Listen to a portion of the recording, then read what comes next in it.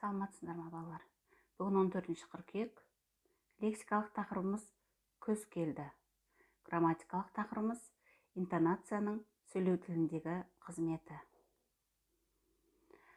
Құрметті оқушылар, өткен аптада онлайн мектеп арқылы жұмыс жасаймыз ғой деген оймен қосымша тапсырмалар бермеген болатынмын.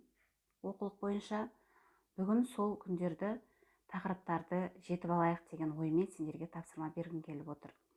Берілген ережелерді оқып, жаттап алыңдар, дәптерлеріңе жазып маған жіберіңдер. Жарай ма? Мен қазір сол ережелерді айтып өтемін. Соларды дәптерлеріңе жазып, кітаптарыңда тұр, жазып маған жібергендерің дұрыс. Соңғы грамматикалық тақырыбымызда балалар біз үндестік заңы туралы өткен болатынбыз. Есімізде ме? Үндестік заңы дегеніміз сөздердегі немесе сөз арасындағы дыбыстардың бір-бірімен үндесіп келуі. Мысалға, сөздердегі дауысты дыбыстар бірыңғай жуан немесе бірыңғай жіңішке болып келуі, ол буын үндестігі деп аталатын. Және де мен сендерге сол кезде айттым, буын үндестігі дауысты дыбыстарға байланысты дегенбіз. Енді ерін үндестігі, үндестік заңының екінші түрі. Ерін үндестігіне бастапқы буындағы ерін дауыстыларының ыңғайына қарай соңғы буындардың еріндік болып үйлесіп келуі жатады. Яғни еріндік о, ө, о, ү дыбыстарынан кейін келетін езулік о, е, дыбыстарын айтуда еріндік дыбыстарға жақындайды. Ерін үндестігі заңдылықтары. Алғашқы буындағы о немесе о дыбыстары келесі буындағы ы дыбысын оға айналдырады. Мысалы, орын, орын деп жазылады, бірақ орын деп айтылады. Себебі бірінші буындағы о еріндік дауысты дыбыс келесі буындағы ы езулікті құлаққа о еріндік ретінде естіртіп тұр. Сол сияқты құлын, ол да сондай. Ал ашық дауысты а дыбысы мұндай үндесуге бағынбайды екен. Мысалы, орақ, құлан. Сонда байқағанымыз ы қысаң дауысты дыбыс бұл үндестікке бағынады да, а дауысты, ашық дауысты дыбыс оған бағынбайды екен. Алғашқы буындағы ө немесе ү дыбыстары келесі буындағы і дыбысын үге айналдырады. Мысалы, көрік, күдік. Алғашқы буындағы ө немесе у дыбысы келесі буындардағы е дыбысын өге айналдырады. Мысалы, өлең, күрек. Сонда біздің байқағанымыз балар, а дыбысы бұл заңдылыққа бағынбайды екен. Осы видеоны тоқтатып қойып, немесе оқулықтарында бар, соны ашып, әбден оқып, түсініп, жаттап алуларыңызды сұраймын. Енді келесі тақырып. Үндестік заңына бағынбайтын қосымшалар. Енді жаңа өткенде айттық, біз заң бар, және ол заңға бағынбайтын қосымшалар бар екен. Мысалы, қазақ тілінде буын үндестігіне бағынбайтын қосымшалар кездеседі. Олар мен, бен, пен деген көмектес септігінің жалғаулары. Баламен, жұлдызбен, жолдаспен. Содан кейінгі қор, паз, қой қосымшалары. Еңбекқор, өнерпаз, әуесқой. Тал, тар, тай. Өсімтал, кіріптар, шешетай. Хана, емхана, дәріхана. Енді бұдан сендер байқап отырсыңдар ма, жоқ па? Бірінші мысалға қарайықшы, мен, бен, пен деген жіңішке болып тұр, е дауысты дыбысы жіңішке дауысты болғандықтан бұл қосымша жіңішке, ал бала деген сөз жуан болып тұр. Ал жуан болғанмен оған жалғанып тұрған қосымша жіңішке болғандықтан бала мен. Жұлдыз жуан болып тұр, бен жіңішке болып жалғанып тұр. Түсініп отырмыз ғой балалар, не себепті бұл заңдылыққа бағынбайды деген. Ханаға келдік қой, хана қосымшасы ем жіңішке, оған хана жуан болып жалғанып тұр. Дәрі жіңішке буынды сөз, оған жуан болып жалғанып тұр. Сол сияқты нікі, дікі, тікі. Бұл белгілі бір адамға тәуелділікті білдіреді, иә? Майра нікі, атам дікі, мақсат тікі. Майра, атам, мақсат деген жуан сөздер болғанмен, оған жалғанып тұрған қосымша жіңішке болып тұр. Бұл нікі, дікі, тікі деген қосымшада бұғын үндестігіне, яғни үндестік заңына бағынбайды екен. Кер, гер, кеш. Айтыскер, қаламгер, арба, кеш.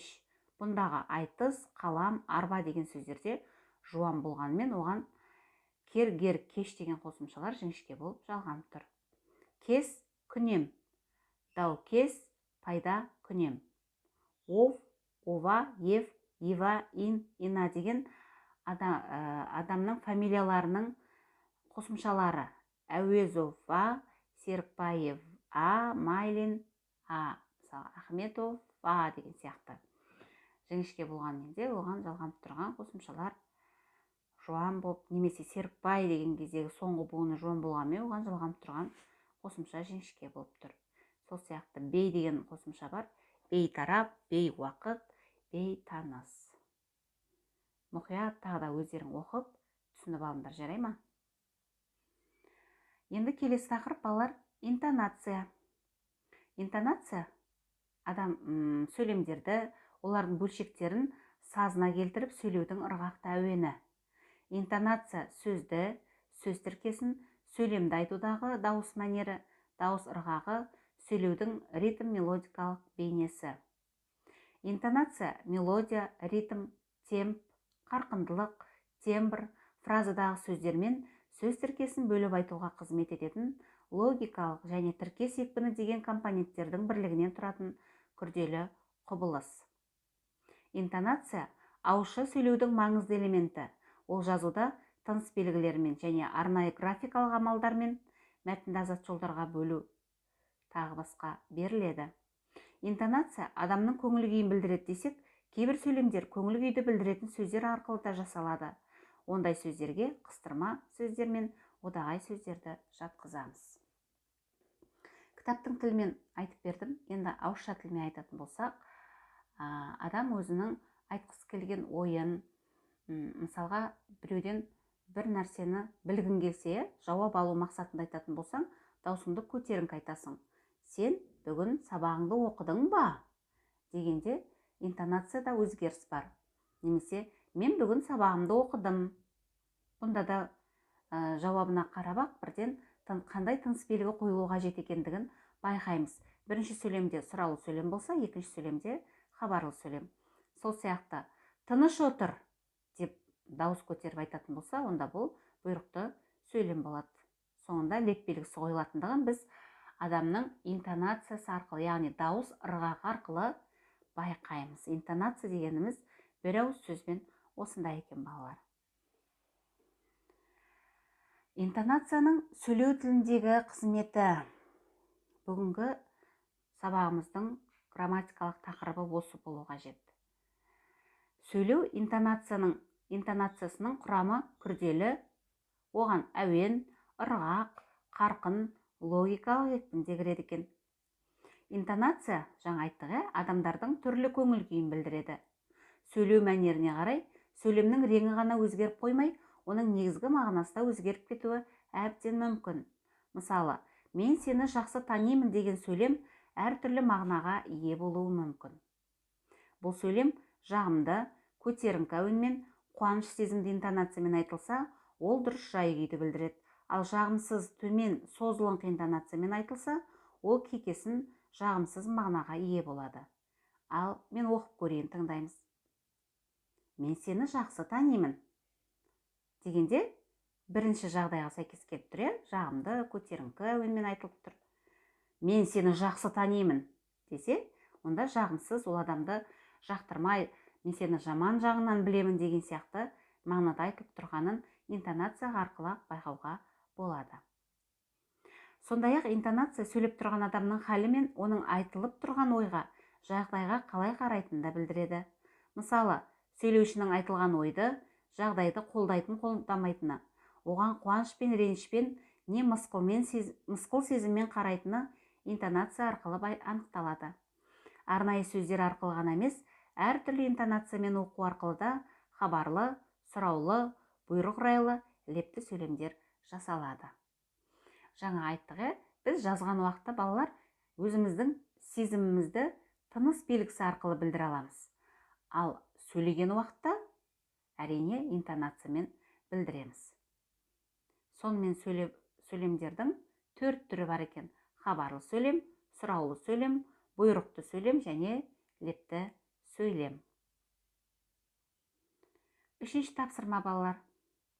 Осы интонацияның сөйлеу тіліндегі қызметі деген грамматикалық тақырыптан кейінгі тұрған үшінші тапсырма. Кестеде келтірілген сөйлемдерге мысал келтіреміз. Хабарлы сөйлемге, сұраулы сөйлемге, бұйрық райлы сөйлемге және лепті сөйлемге.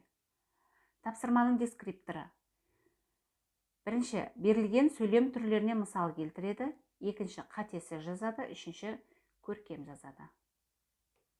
Ал балалар, бүгін сонымен сабақ аяқталды. Барлығы мұқият тапсырманы орындап, ережелерді дәптерге жазып, жаңағы бүкіл ережені жазамыз. Және осы үшінші тапсырманы орындаймыз. Сосын маған жібереміз.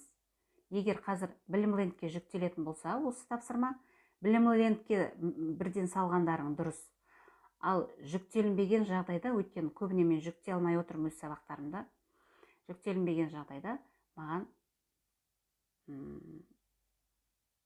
өзіме жекеге жібересіңдер. Жарай ма? Сау болыңдар.